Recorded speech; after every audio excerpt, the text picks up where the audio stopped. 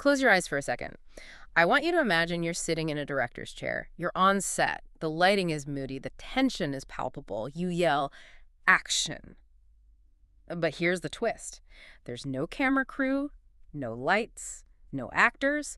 You just type a single sentence into a terminal. And for the first time, and this is the part that actually matters, the actors remember who they are from the first shot to the last. Yeah. They don't morph into different people. They don't, suddenly grow a third arm. We're looking at the death of the cool demo clip and maybe the birth of actual AI filmmaking. Welcome back to the Deep Dive. It is February 2026. If you've been blinking, you might have missed that the AI video wars have gone, well, nuclear. And this is what we're digging into today. We aren't just looking at text-to-video resolution anymore. We're looking at something, honestly, much more important: workflow. That's the key word. Workflow. For so long, we were just in that novelty phase. Look, a panda riding a skateboard. It's cute, technically impressive, but useless for telling a story. Now we're finally seeing tools that are trying to be actual production suites. So today, we're doing a forensic breakdown of a major new player that claims to have taken the crown. We're talking about Kling 3.0, and we're going to see how it stacks up against the heavyweights: OpenAI's Sora 2 and Google's Veo 3.1. And we have a great set of data for this. We're looking at a really comprehensive comparison by Max Ann over at AI Fire. He didn't just read the spec sheets. He actually burned through a ton of credits running these head-to-head stress tests. Which is great because it saves us the money. So here's the roadmap. First, we're going to unpack the features that, theoretically shift Kling from a toy to a tool, specifically multi-shot and Omni. Then we'll look at the economics. What does this thing actually cost to run? Then we enter the arena. We've got 5 brutal head-to-head tests. The fun part. Yeah, dialogue, emotion, action. And finally, we'll try to figure out who this is actually for. Sounds like a plan. Let's start with the core thesis here. Kling 3.0 seems to be arguing that we don't need higher resolution. We have enough pixels. They're saying we need to fix broken workflows. What does that actually mean in practice? Because workflow sounds a little corporate. It does, doesn't it? But think about the pain of making AI video back in, say, 2025. You generate a 3-second clip, then another one. Then you take them into Premiere and try to stitch them together. But the problem was always consistency. Right. In clip 1, the character has a blue shirt. In clip 2, it's navy. Exactly. Or the lighting is shifted from sunset to, high noon for no reason. You were fighting the tool. So Kling 3.0 introduces multi-shot generation. Yeah. And it's exactly what it sounds like, but the implication is huge. Instead of one isolated clip, you're basically directing a mini-movie in a single prompt. Okay, so you can define shot 1 as a close-up, shot 2 as an over-the-shoulder, that kind of thing. That's it. And the AI generates them all in sequence as one cohesive video file. It handles the cuts internally. So it handles continuity, the lighting. All of it. The flow of movement. You aren't stitching, you're sequencing. And crucially, they've bumped the generation time up. It used to be standard to get, 10 seconds of video.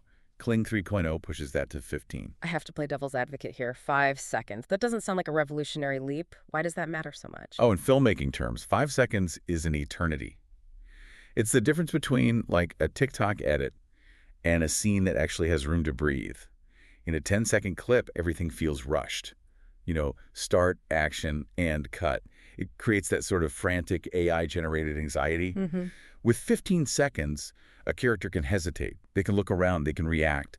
It just reduces that subconscious, this feels fake feeling. Okay, but there has to be a trade-off. Computers don't just give you more processing power for free. What breaks when you go longer? You're right. There is a tax. The longer the video, the higher the risk of visual drift. Define that for us. Visual drift is when the AI starts to forget the details of the scene the further it gets from the start frame.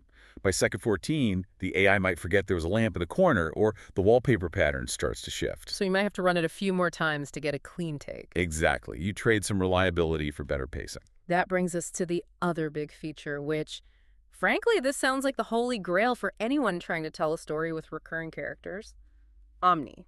Kling 3.0 Omni is basically multi-element control. And yeah, this addresses the biggest complaint creators have had forever: identity consistency. In the past, you'd write a whole paragraph describing a guy in a red hat and just hope the AI drew the same guy every time. And it never did. It would give you generic guy in red hat A and then generic guy in red hat B. Exactly. With Omni, you can upload up to 7 visual references. 7. 7 distinct elements. 7. So you can upload a photo of a specific actor and tag it @JapaneseBoy. Upload another, tag it @Japanese girl. Upload a photo of a specific park bench, tag it @bench. Yeah. Then in your prompt, you just say @Japanese boy sits on @bench next to @Japanese girl. And it actually works. It doesn't do that weird face swapping thing or blend them into a blob. According to the stress tests, it's surprisingly robust. Max, our source, described this scene. The two characters, the Japanese boy and girl, are sitting on that specific bench, they're having a conversation, and they even share a pair of headphones. And the AI kept their faces consistent the entire time. No morphing, no glitches. That's that workflow part you're talking about. You aren't just rolling the dice on who shows up to set. Precisely. And they've updated the audio too. The lip sync is reportedly much better than version 2.6. Better or... Good is the operative word. We're not at, human level dubbing yet. But the characters can finally speak without their jaws unhinging or the timing being totally off. It doesn't break the immersion immediately, which is a big step. I want to push on this a bit. If I have to tag 7 items, upload reference images, describe camera angles for 3 different shots, all in one prompt, does increasing the technical complexity actually stifle creativity? Or are we just becoming like data entry clerks for a GPU? It's a valid fear, but I'd argue it actually liberates creativity. I mean, think about it. Randomness isn't creativity. Randomness is chaos. If you ask for a scary monster and get some random result, you aren't an artist, you're a slot machine player. Control is creativity. By removing the randomness, you're finally free to direct the exact scene you see in your head. That's a compelling distinction. Control is creativity. Okay, let's talk brass tacks. The economics. Usually when a pre-version drops, the price doubles. Is the King expensive? Surprisingly, no. The math holds up. The per second cost is roughly the same as Kling 2.6. It's about 2 credits per second. So you're paying more per generation, but only because you're getting more video. Yep. Exactly. A 15-second clip costs about 30 credits. A 10-second clip costs 20. You aren't paying a premium for the new features like multi-shot or Omni. You're just paying for the length. That feels fair, assuming the yield rate is good. If I have to generate 10 clips to get one usable one, that 30 credits becomes 300 real fast. And that is the hidden cost. We should be clear about that. This isn't a magic button. You will burn credits on bad generations. Walk me through the actual experience. I'm sitting at the computer. How do I use this multi-shot thing? Is it code? No, it's just a UI toggle. You switch on multi-shot in the interface, and a panel appears with slots. Shot 1, shot 2, shot 3. You treat each slot like a separate camera angle, and you can set the duration for each one. And you read a separate prompt for each slot? You do. And this leads to a really interesting pro tip from the source material that I think is worth dwelling on. I'll admit, I still wrestle with prompt drift myself. I tend to write these very robotic, stiff instructions. Subject stands at coordinates XY. Lighting is volumetric. We all do. We try to speak computer. Right. But the tip here is to stop doing that. Use voice to text. Instead of typing, just talk to the AI like you're talking to a cameraman. Yeah. Okay, give me a close-up on him. He looks nervous. Now he opens the door. The source found this natural language actually yields better results because it captures the vibe of the scene, not just the technical specs.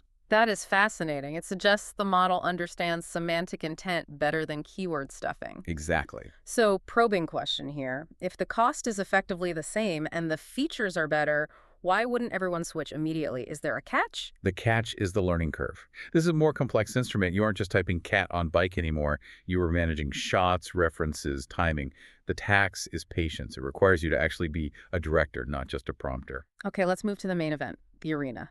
No more specs. We're going to look at the brutal head-to-head tests that Max ran. Kling 3.0 versus Sora 2 versus Veo 3.1, 5 tests.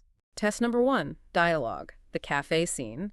The setup is an Englishman and a French woman at a cafe.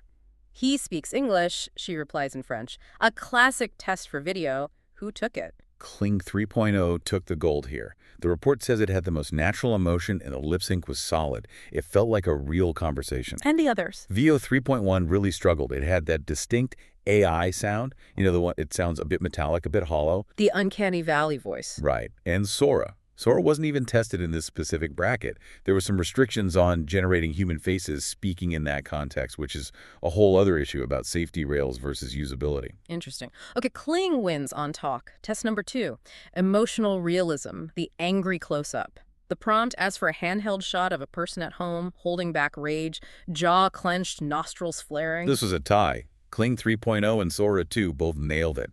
They captured that subtle tension, The darting eyes, the heavy breathing. It wasn't cartoon anger, it was a simmer. And Veo. Veo went full soap opera.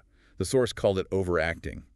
Unnatural expressions, contorted faces. It didn't get subtlety. It thought anger meant make a scary face. So Veo is the bad actor in the group. Got it. Test 3.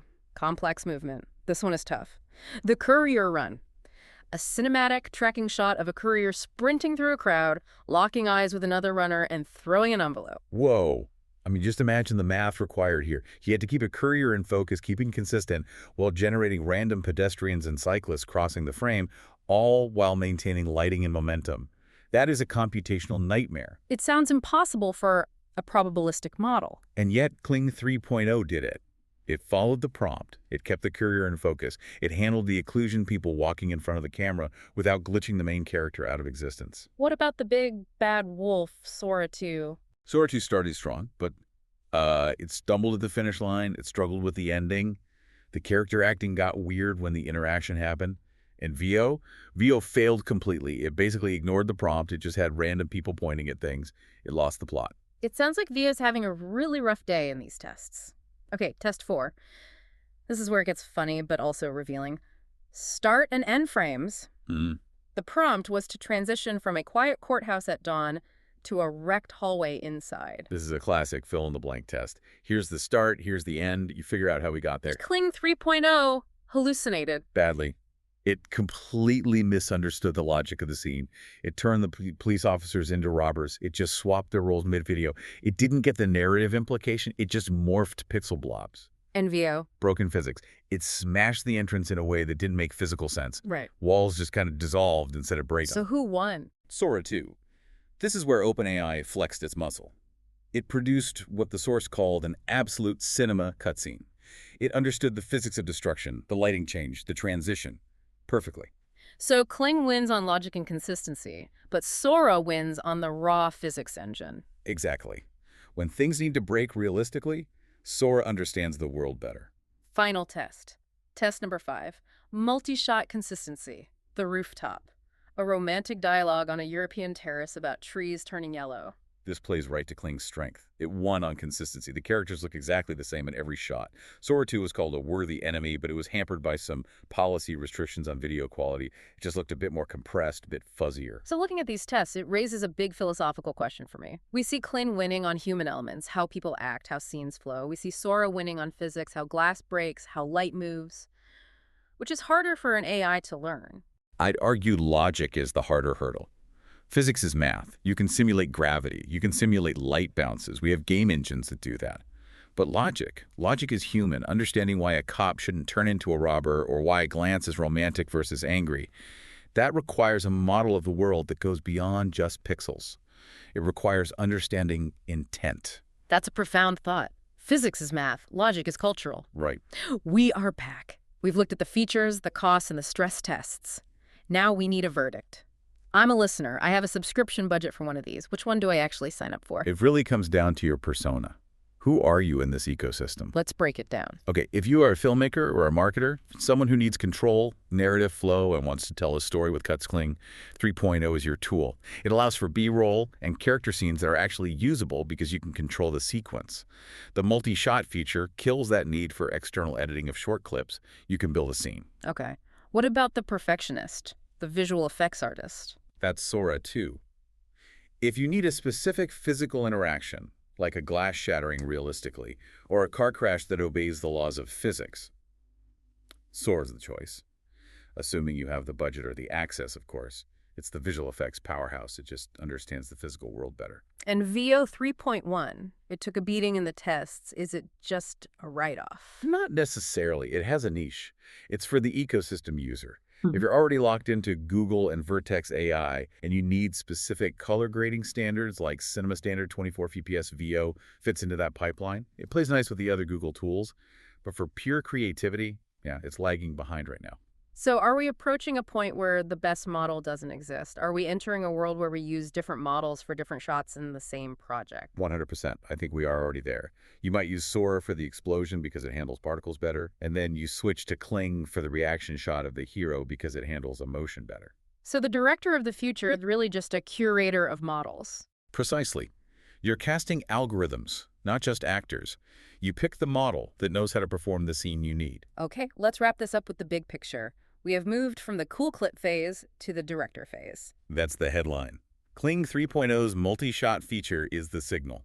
It shows the industry is finally listening to creators who said, stop giving us higher resolution pandas and give us tools to actually edit. And the Omni control, that ability to have recurring characters, that feels like the barrier to entry for storytelling is finally crumbling. Yeah, it is. While Sora 2 still holds the crown for physical realism, Kling 3.0 wins on workflow and narrative. And in the long run, for professionals, workflow always wins. Before we go, we have a little homework for you. Yes, try that voice-to-text prompting method we mentioned. Open up Kling or whatever tool you use, close your eyes, and just act out the scene to the AI. Don't worry about keywords, just describe the movie. See if the result feels more human. I bet it will. And I'll leave you with this final thought. If AI can now handle continuity, emotion, camera angles, if it can remember who the actor is from shot to shot, how long is it until the prompt, make me a sequel to my favorite movie, actually works? Not just a trailer, but the movie. It's closer than we think. See you in the deep end. Take care.